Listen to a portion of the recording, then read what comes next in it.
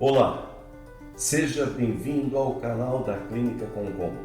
Eu sou Admar Concon Filho e nós vamos ter aqui vários profissionais que vão conversar com a gente, que vão dar algumas explicações, que vão bater um papo com a gente. E nós temos esses especialistas e profissionais de várias áreas da saúde que explicarão para vocês sobre problemas de saúde, sobre as doenças existentes, como tratá-las e ainda também, muito importante, como fazer para ter uma rotina mais saudável, com uma melhor qualidade de vida. Hoje, nós temos a honra de ter aqui presente com a gente o Dr. Bruno Santos Bogea, neurocirurgião. Bruno, é uma alegria ter você aqui com a gente, é uma honra ter aqui com a gente. Eu que agradeço sempre, doutor Concon. Perfeito. O Dr. Bruno Bogea, neurocirurgião, formado na Universidade do Maranhão, na Universidade Federal do Maranhão, fez a residência de Neurologia e Neurocirurgia no Hospital Mário Gatti, em Campinas, é membro titular da Sociedade Brasileira de Neurocirurgia e ele é especializado em neurocirurgia do crânio e da coluna vertebral com ênfase nas técnicas minimamente invasivas. No currículo do Dr. Bruno Bogea, ele tem cursos de especializações em outros países. Veja, o curso de aperfeiçoamento em neurocirurgia vascular cerebral no Arizona, um curso de tratamentos de deformidade da coluna vertebral em Massachusetts, também Estados Unidos, treinamento em técnicas avançadas de acessos neurocirúrgicos à base do crânio em Dallas e treinamento de técnicas avançadas e acessos endonasais à base do crânio. Uma experiência muito grande, muito avançada e para nós, Bruno, é uma honra ter você aqui pra gente, aqui com a gente, e você vai compartilhar toda essa experiência com o nosso público. Combinado? Combinado, vamos seguir em frente então. Perfeito. Nós recebemos algumas perguntas de alguns dos nossos pacientes e do pessoal que manda pelas redes sociais. Essas perguntas, que são dúvidas frequentes, nós vamos passar então ao Dr. Bruno Bogea, que vai nos responder e explicar sobre essas perguntas. Então vejam.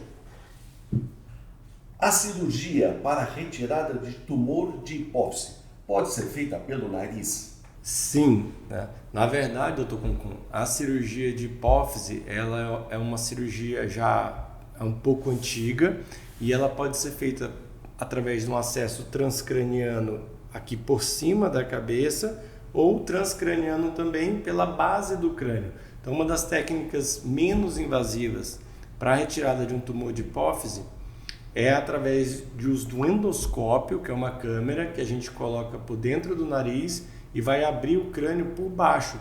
A questão é que a glândula hipófise ela fica embaixo do cérebro, então o caminho é mais curto, é muito mais fácil a gente acessar o tumor vindo por baixo, sem manipular o cérebro. Bruno, uma cirurgia pode ser feita também por cima? Sim, e ainda é muito utilizada essa técnica. Então, na verdade, o tumor de hipófise, como a gente já viu em outros vídeos, é um tumor benigno e a minoria deles é cirúrgico. Mas quando precisa ser feita uma cirurgia, cabe ao cirurgião, junto com o neurocirurgião, junto com o otorrinolaringologista, junto com o endocrinologista, bolar um plano numa equipe multidisciplinar para ver qual é a melhor estratégia cirúrgica para cada tumor. Sempre que possível, é óbvio que é melhor utilizar técnicas menos invasivas. E no caso, a cirurgia endonasal, pela base do crânio, ela é menos invasiva. Mas alguns tumores com algumas localizações, tamanhos, eles podem ser melhor acessados pela via transcraniana por cima. Então tem que discutir caso a caso, mas sim, inclusive a técnica pelo nariz é mais utilizada hoje em dia do que a técnica transcraniana. Como manter a saúde da minha coluna? Essa é uma das perguntas que a gente mais vê em consultório e também quando a gente está fora do consultório, né, com os amigos e tudo, porque muitas pessoas sofrem com dores na coluna. Tá? Então, a prevenção ainda é o melhor remédio. Tá? Então, como que a gente vai manter a saúde da coluna? Eu vou dar algumas dicas. A principal é evitar carregar objetos muito pesados, com posturas inadequadas. Outra dica importante, evitar carregar mochilas e bolsas de forma assimétrica ou com peso excessivo.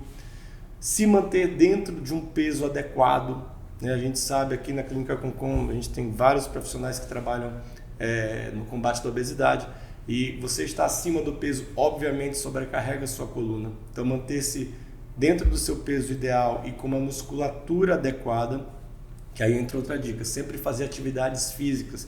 Encontre uma atividade que você se identifica, que você consiga fazer, que seja acessível a você, que você goste, e faça ela, uma atividade aeróbica e muscular. E aí existem várias, pode ser musculação, pilates,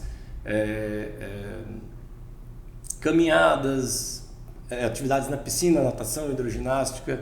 Então, mas tem que ser uma coisa que você vá fazer. Não adianta eu falar como médico, faça isso, e aí isso é longe da sua casa ou é inacessível para você. Então, você que tem que achar a atividade correta.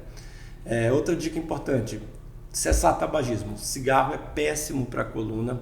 Tá? O cigarro ele atrapalha a circulação do sangue, atacando os vasos sanguíneos, e isso atrapalha a nutrição dos discos intervertebrais. Eles começam a receber menos sangue por uma doença vascular causada pelo cigarro.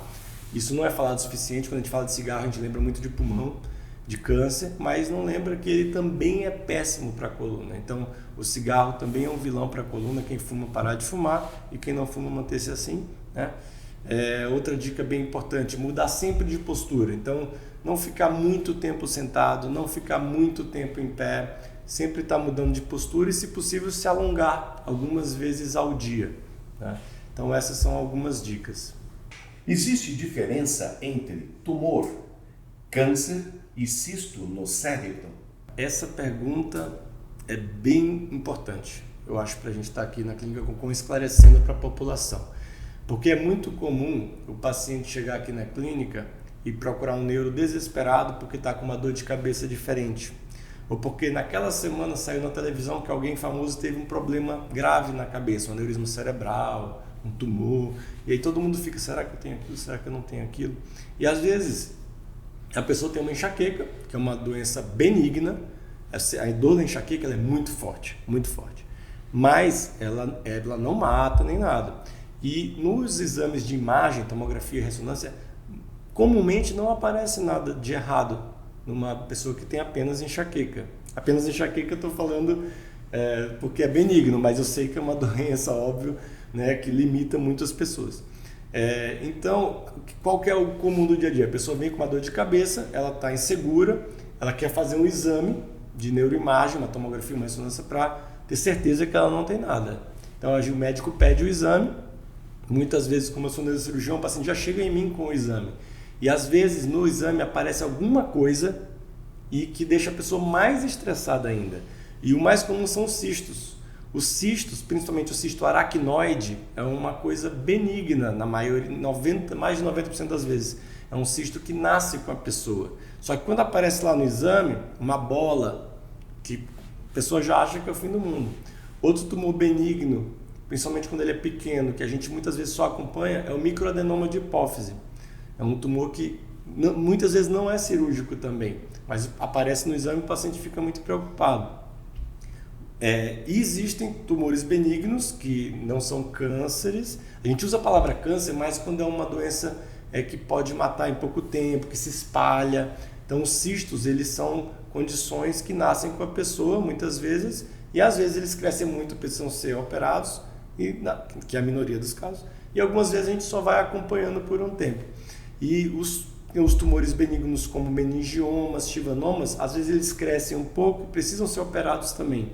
Agora, tumores metastáticos, por exemplo, câncer de pulmão que vai para o cérebro, câncer do trato gastrointestinal, do estômago, tudo que vai para o cérebro. E esse sim é o câncer e precisa ser operado. Mas esses tumores mais malignos, eles se disseminam muito rápido e o diagnóstico neurológico acaba que não demora muito. Os cistos é que são o grande mito. Então, assim, tem diferença? Tem muita diferença. E o dia a dia, no consultório aqui na clínica, não são os casos graves de câncer, são casos de pessoas que estão bem e descobrem, sem querer, no exame, uma lesão no cérebro que não é maligna, que não vai ser operada e que precisa apenas de um esclarecimento. Então, por isso que é muito bom a gente estar aqui fazendo essa troca de informação para trazer essas informações, esse esclarecimento para as pessoas que, obviamente, primeiro, não precisa fazer exame em toda dor de cabeça, mas nas que precisa, faz o exame e leva para o seu médico dar uma olhada. Porque às vezes você coloca lá no Google cisto aracnoide e aparece um monte de coisa. Eu operei, não deu certo, eu operei, fui para UTI. E quando na verdade o cisto cerebral pode ser cirúrgico, sim, mas não é a regra. É a minoria dos casos, entendeu? Então é muito importante a gente ter essa diferenciação. Então fez um exame de cabeça, uma ressonância, tomografia, leva para o neurocirurgião dar uma olhada e esclarecer você, entendeu? Vi em uma revista que o celular pode atrapalhar a coluna. Isso é verdade, Bruno? É mito? Me explica sobre isso. Isso é verdade. Isso é verdade. Dr. Concon, isso é verdade. E existem vários estudos muito sérios de universidades ao redor do mundo provando que a postura do uso do celular, principalmente depois da pandemia, depois que veio a pandemia, a gente ficamos reclusos e começamos a usar mais as telas, né? Esses canais de streaming, né? Que a gente começa a ver série e rede social, né? Então, na verdade, existe uma síndrome da má postura relacionada à coluna cervical. Então, o que acontece é que a gente, comumente, ao usar o celular, a gente usa numa altura confortável para os braços, porém desconfortável para a coluna. Então a gente segura ele aqui embaixo e abaixa a cabeça para ler. A gente não faz assim, né? Mas para a coluna o melhor seria ficar assim, segurar na altura dos olhos, né? Então a gente fica assim para baixo. O que acontece é que quando a gente está numa postura adequada, a cabeça está acima da coluna e o pescoço está na posição menos... Os músculos do pescoço, as vértebras estão na posição mais anatômica, mais normal. Quando você inclina para frente a cabeça, esse peso angular da cabeça sobre o pescoço força a musculatura, força os ligamentos, força os discos. E isso, excessivamente, que é o que a gente está vivendo nessa era digital, sim, pode prejudicar a coluna, entendeu? Principalmente nas gerações mais novas, que já estão crescendo com o celular, com os tablets, né? Então, o que é importante? Você está sempre mudando de postura, se alongando e, doutor, mas eu trabalho com vendas, eu uso muito o WhatsApp, eu trabalho com vendas, eu uso muito o Instagram. Então, se você trabalha com isso, você tem que instalar essas ferramentas no seu laptop, no seu computador e alinhar a altura da tela com a altura do seu campo de visão.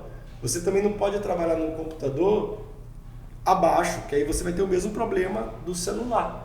Então, sim, o celular está impactando, tem vários estudos que já mostram isso e a gente tem que trazer essa informação para a população, para todo mundo se alertar e se cuidar mais. Como funciona a cirurgia para hérnia de disco sem corte? Ela funciona mesmo? Isso é mito? Isso é verdade? Olha, eu queria que tivesse uma cirurgia sem corte, mas ainda não tem. Existem tratamentos sem cirurgia e sem corte, e são muito efetivos. Na verdade, a maioria das hérnias de disco nós tratamos sem cirurgia, com fisioterapias, reabilitações, remédios, repouso relativo. Mas quando a hérnia de disco precisa de uma cirurgia, precisa de um corte. E existem cortes maiores e cortes menores. Existem cirurgias mais invasivas e cirurgias menos invasivas. Então, o que se fala muito hoje são as cirurgias menos invasivas, onde fazemos um corte de meio centímetro, 5 milímetros, 6 milímetros, 7 milímetros. Na minha opinião, como cirurgião de coluna, que quando eu comecei a operar nós fazíamos cortes maiores e foi diminuindo para microcirurgia e agora a gente usa muito a ferramenta da endoscopia para cirurgia de coluna, de hérnia de disco. Então o corte realmente ficou muito pequeno, ficou 5 milímetros, mas ainda é uma cirurgia. E a cirurgia é a mesma. A remoção da hérnia de disco ela continua sendo feita. Antes ela era feita com corte assim, Depois que a gente começou, e ainda usa muito microscópio, que é a microcirurgia, o corte ficou muito pequeno, de 3 a 4 centímetros, para tirar a hérnia de disco, e agora com o endoscópio ele ficou de 1 centímetro ou menos. Mas ainda é a mesma cirurgia de remoção de hérnia. Então ela tem corte, o corte é muito pequeno, dependendo da cicatrização da pessoa. A cicatriz realmente não aparece, ou aparece muito pouco, mas sim, tem um corte, tem um processo de lesão tecidual, tem um processo de cicatrização e talvez fique uma cicatriz evidente, mas é muito menor. Então a cirurgia funciona? Claro que funciona com corte, é uma cirurgia, tem anestesia, é segura, óbvio, todas as cirurgias na medicina ficaram muito mais seguras hoje em dia, e as de coluna com as de coluna não foi diferente, entendeu? Então, o que a pessoa tem que entender é que tem as cirurgias, patologias graves da coluna requerem cirurgias grandes, patologias simples, uma hérnia de disco, um nível, um disco só, é muito mais simples do que 3 hérnias de disco, entendeu? Então, é possível sim fazer uma cirurgia minimamente invasiva por endoscopia, que é por vídeo, para remoção da hérnia com corte muito pequeno. Mas sim, tem corte e funciona. Muito obrigado pela sua participação, por esse bate-papo, pelas respostas aos nossos pacientes. Este é o canal da Clínica Bumbum. É um canal multidisciplinar que tem vários especialistas dando esse depoimento. E se você gostou deste assunto, clique no sininho e siga o nosso canal no YouTube.